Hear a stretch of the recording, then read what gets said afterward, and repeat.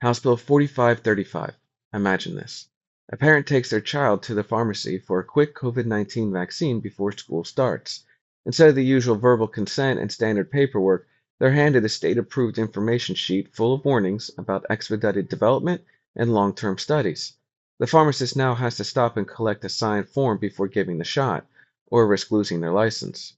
What the bill says it does? House Bill 4535 says it's about protecting families by ensuring people give written, informed consent before receiving a COVID-19 vaccine.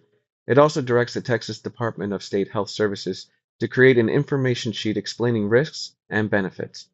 What it actually does? The bill replaces ordinary consent conversations between Texans and their doctors with a state scripted form that highlights vaccine skepticism points. It hands control of medical messaging to Austin and ties provider discipline to paperwork compliance. This means the state decides what must be said while local doctors and nurses lose flexibility to explain care in their own words. Now, who benefits? Texans for vaccine choice, Texans for medical freedom, Texas Eagle Forum, Family Freedom Project, and politicians who campaign on medical freedom messages. Now, who pays the price? Local doctors, nurses, and pharmacists facing new legal risks, rural clinics that might stop offering vaccines, and families who lose easy access to care, public health programs that depend on high vaccination rates. Why this matters? This bill sounds like transparency but acts like control.